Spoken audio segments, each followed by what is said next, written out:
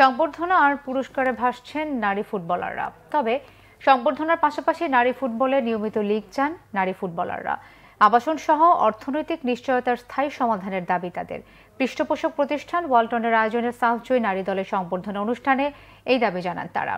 জাতীয় দলের নতুন চুক্তিতে বেতন বাড়ানোর দাবি সাবিনাদের। মনির হোসেন খানের ডেস্ক রিপোর্ট।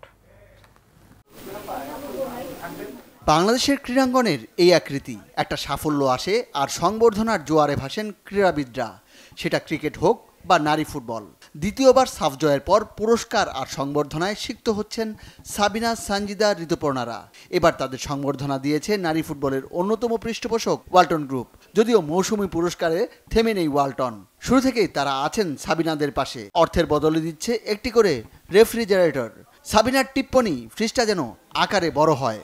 অনেকে আসলে ফ্রিজ পাচ্ছে, আমার হচ্ছে প্রথম। ফ্রিজটা একটু বড় হলে ভালো হতো।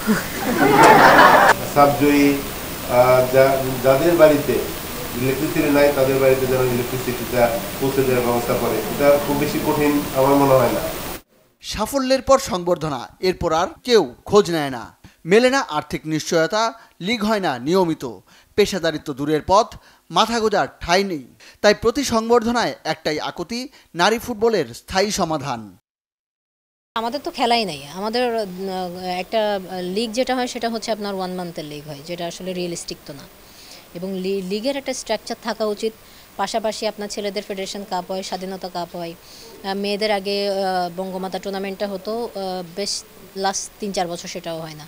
তো আমার মতে হচ্ছে ডোমেস্টিক খেলা আপনি যত রাখতে পারবেন, আমার মনে হয় প্লেয়ারদের মান তত বাড়বে। আবাসন নিয়ে কিন্তু অলরেডি আমাদের প্রধান উপদেষ্টা যখন মেয়েদের কাছে জানতে চেয়েছে কার কি সমস্যা, তখন কিন্তু প্রত্যেকটা মেয়ে একটা করে দিয়েছে ওনাকে, তাদের সমস্যার একটা করে লিস্ট দিয়েছে।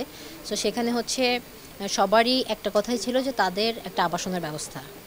গত বছর যে জিনিসগুলো হয়েছে, এবছরও যে জিনিসগুলো হয়েছে, আমরা চাই না সেগুলো আবার রিপিট হোক।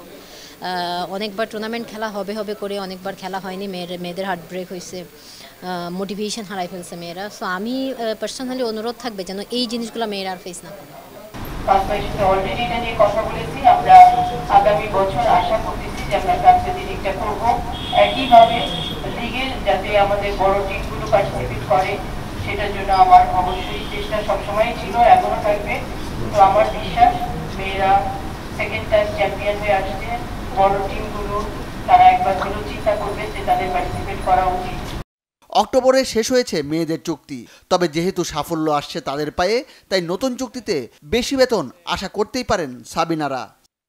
আমরাও বলেছি যে নতুন চুক্তির বিষয়ে মানে করার জন্য, নতুন চুক্তি নবায়ন করার জন্য। এটা হচ্ছে গিরন আপাকে বলছি, এখন উনি হচ্ছে আজকে আমাদের সাথে বসবেন, দেখা যাক কি বলেন।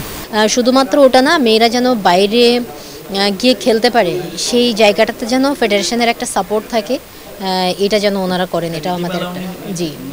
ইংল্যান্ডের পিটার জেমস বাটলার নারী দলের কোচ থাকবেন কিনা তা নিয়ে আছে ধোঁয়াশা। এই নিয়ে লুকোচুরিতে কোচ, কর্মকর্তা আর খেলোয়াড়রাও। মনির হোসেন খান, বাংলা ভিশন, ঢাকা।